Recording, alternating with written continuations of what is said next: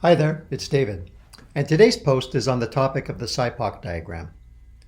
We'll start off by defining what a SIPOC diagram is, where it's most often used, along with some of the more typical use cases. We will then give a quick demonstration of the all-new SIPOC feature within the Navia Process Designer. So what is a SIPOC diagram? First off, SIPOC stands for Suppliers, Inputs, Process, Outputs, and Customers. Organizations use SIPOC to capture at a high level all the critical parts of a process. Let's go ahead and define the 5 pieces of a SIPOC diagram. The first is suppliers, and that's any role, meaning a human, any system, or inter-process connection that provides inputs to the processes. Inputs. Well, an input is a trigger for the process, something that's transformed, consumed, used, or processed. It can sometimes be the output of another process. In other words, the incident management process could be an input into the change management process. Then we have the process, and that's a list of the high-level steps that comprise that particular process. Outputs. Well, an output is a value-added result produced by the process. It can sometimes be the input into another process. Customers. That's any role, system, or inter-process connection that receives the output from the process. Now, before we go any further, what do we mean by process? Well, ITEL 4 defines a process as, and I quote, a set of interrelated or interacting activities that transform inputs into outputs. A process takes one or more defined inputs and turns them into defined outputs. Processes define the sequence of actions and their dependencies, unquote.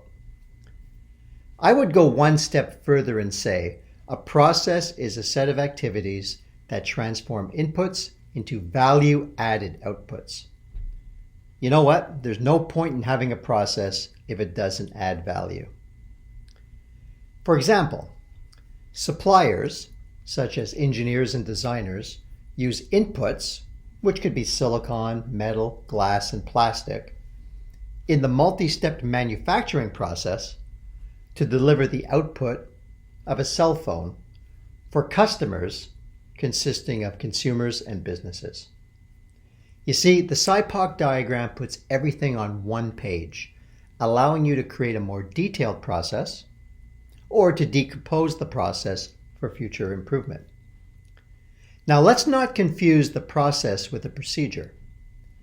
The process describes what we need to do, while the procedure explains how we do it. Let me give you an example. Let's say you have a procurement process, and the first step in that process is create the request.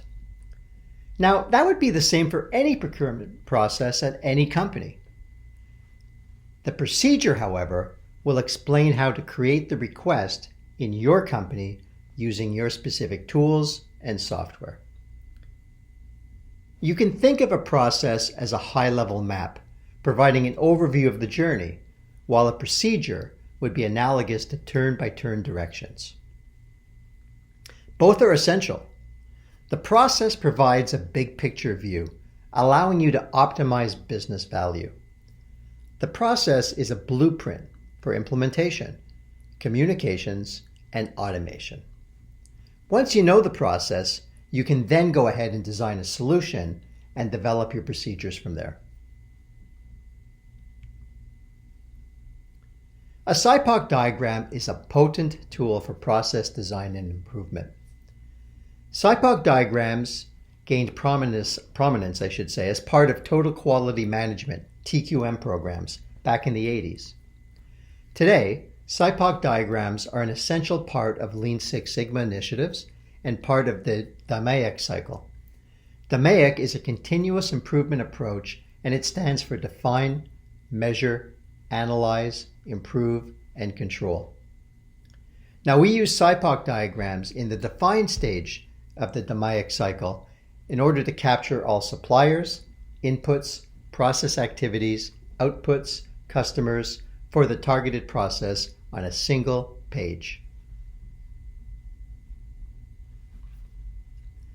SIPOC is also a tool used with Agile, Lean, or other continuous process improvement methods.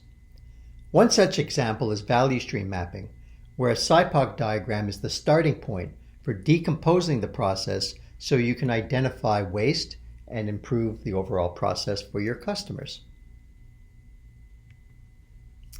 In summary, a SIPOC is used to capture the essential elements of a process on a single page before any process improvement work begins. The most common use cases for a SIPOC diagram include: provide a high-level overview to people unfamiliar with the process, to reintroduce people to the process, as a tool to help design a new process. So before you go off and build a new process, you can get kind of the big picture view, and then you can, further build it out. And also as a starting point for process improvement.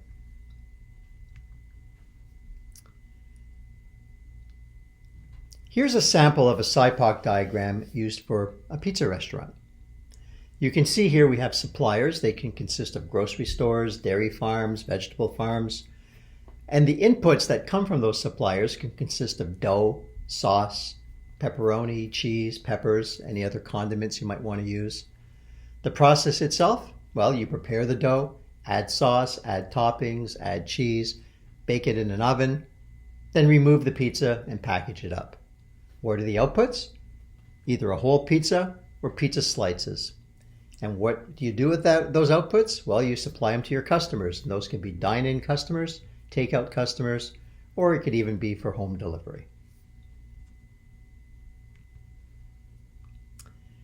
We are pleased to announce that SIPOC diagrams are now available in the Navia Process Designer. The good news is that most of the data elements required to create a SIPOC diagram are already in the Navia Process Designer. You've already created that information. These changes to Navia included adding an all-new systems record to capture enterprise software, for example, your ITSM tools. Renaming recipients on the output page to customers. Changing suppliers on the input page and customers on the output page from free-form text to drop-downs. And then we also allowed the recipient and customer drop-downs to be populated from roles, systems, and inter-process relationships. And finally, we added the SIPOC diagram to the Documents and Report page. The result is the all-new SIPOC diagram, now available on the Document and Reports page. You can export the SIPOC diagram to various file formats, including PNG, JPEG, BMP, and PDF formats. The SIPOC diagram is currently not available for inclusion in the process guide, but we will be adding this at a future time. All right, let's go in and do a little bit of a brief demonstration on the SIPOC diagram in Navia. So here I am in Navia. I have some workspaces here under Design. I'll go into one that I created called SIPOC. That's where I place some processes. So I have two processes here, the incident management process and the change management process. Now I've gone ahead with incident management, and I basically ensured that all of the data was there so that you can see a fully formed SIPOC diagram. So here we are on the Documents and Report page, and you can see there's a new menu item for SIPOC. I click on that, and we automatically produce the SIPOC diagram for this process. And this one has been fully populated. Let's go through it and take a look. So over here under Suppliers, we have a variety of systems, roles, and other processes that together comprise the different suppliers for this particular incident management process. So CMDB, that would be software. Event management, that would be another process. N-level support, that would be a role in the organization. Problem management, that's obviously another process. Service desk agent and user, they're both roles. And all of these are defined in tables within Navia so that you can automatically produce this document. What are some of the inputs? A newly detected incident, configuration information, details, incident matching, incident record. You get the idea. Now the process itself, what we did here is we took the major activities of incident management, because that in essence is your level 0 view of the process, and we listed them here. So the process includes detect and record an incident, prioritize an initial support of an incident, investigate and diagnose the incident, resolve and recover the incident, close the incident, and of course you have your major incident subprocess, which is part of this as well. So these are the activities in Navia that comprise the incident management process. Then we have some of the various outputs, such as a problem record or a change request. And then we have the customers. And as you can see, it could be another process like change management. The customer could be a system, such as the CMDB. It could be a role like N-level support, or the submitter or the user. So here you are with your fully completed SIPOC diagram. So how do you go about creating a SIPOC diagram? Okay, well, let's go in and take a look at that. So for that, I'm going to go back and I'm going to go into the change management process. So this change management process is directly from a Navia template. So right out of the box. Let's see what kind of SIPOC diagram we have.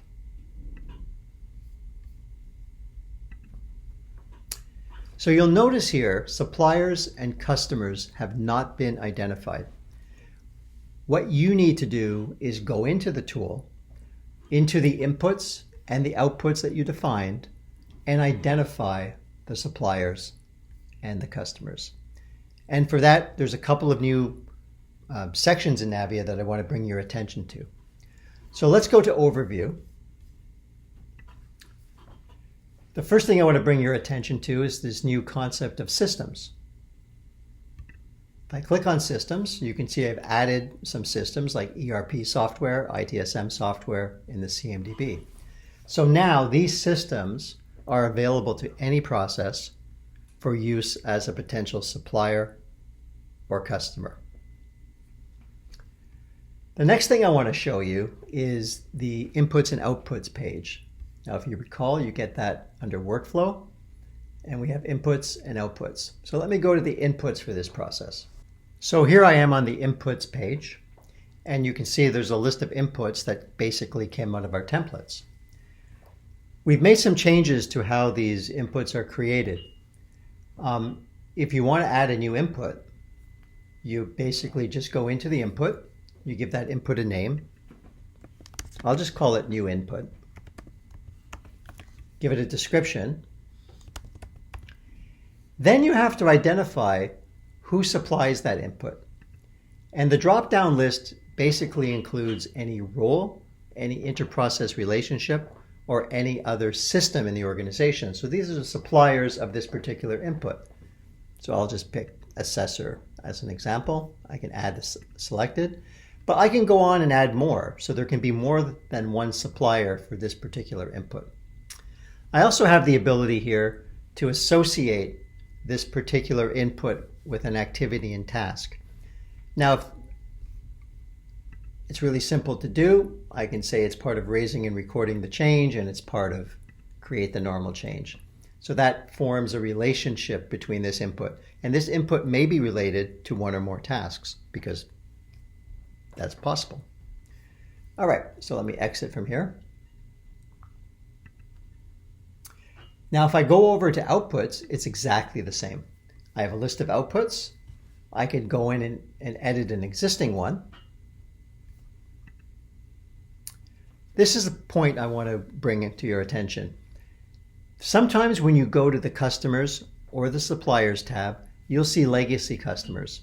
That's because we had placed in our templates information relevant to the customers and the suppliers, but it was free-form text. So what we did here is we show that information.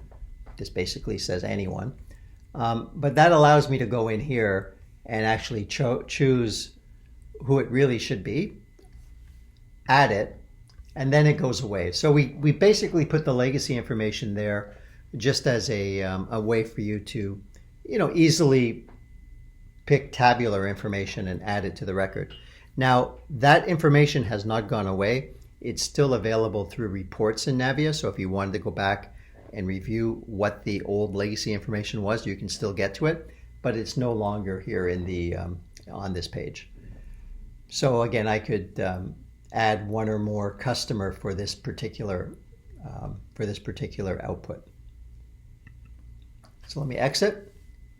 So let me go over to the SIPOC diagram, and you can see we have a supplier, that's the assessor, and I chose the same customer at the other end, but that's fine. It shows you how you would basically go in and either edit your existing inputs and outputs, adding suppliers or recipients, or create new inputs and outputs, adding suppliers and recipients. So that's a brief overview of the SIPOC feature within Navia. So there's a lot more to the feature than what I showed you, or at least there's, if you wanted to read up on it and learn more about how the feature works, I want to refer you to a knowledge article. It's in our knowledge database. It's entitled Design SIPOC Diagram. And you can get to it at this particular URL. It's knowledge article 93086.